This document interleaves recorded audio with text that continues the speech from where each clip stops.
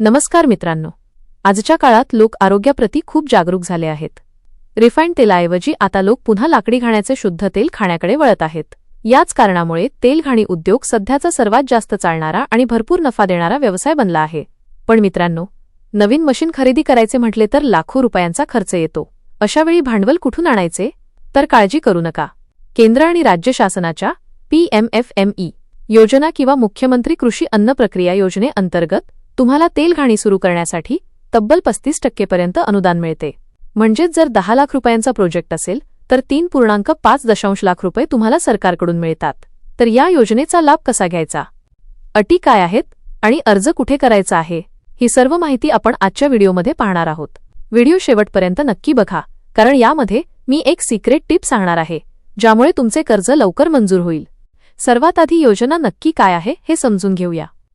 ही योजना प्रामुख्याने प्रधानमंत्री formalisation of micro food processing enterprises PMFME अंतर्गत येते.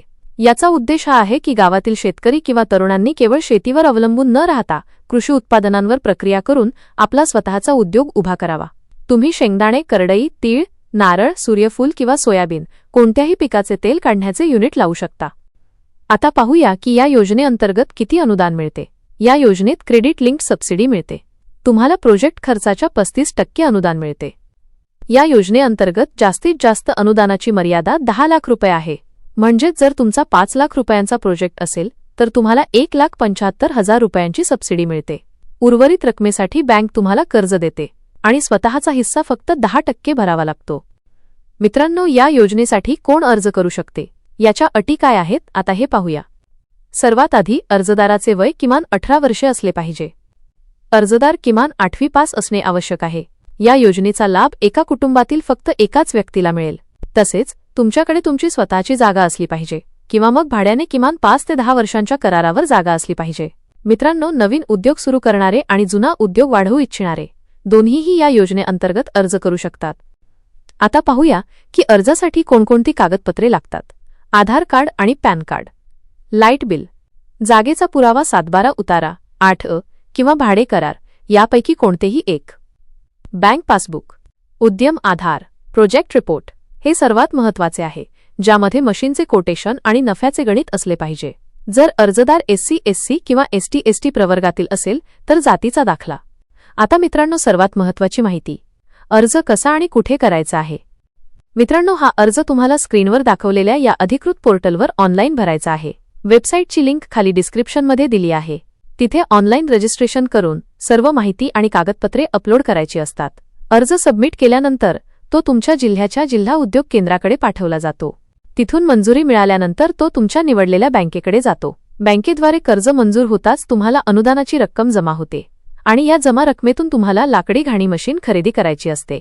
अशा प्रकारे तुम्हाला या योजनेचा लाभ मिळतो. मित्रांनो, जर तुम्हाला प्रोजेक्ट रिपोर्ट बनवता येत नसेल किंवा ऑनलाईन फॉर्म भरता येत नसेल तर काळजी करू नका.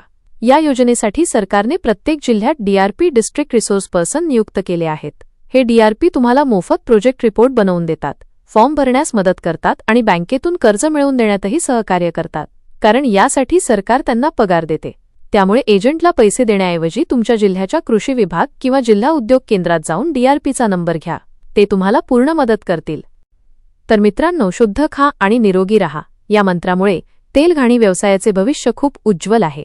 35% अनुदान ही एक खूप मोठी मदत आहे. त्यामुळे या संधीचा नक्की लाभ घ्या. जर तुम्हाला या व्यवसायाबद्दल किंवा मशीनबद्दल काही प्रश्न असतील तर खाली कमेंटमध्ये नक्की विचारा.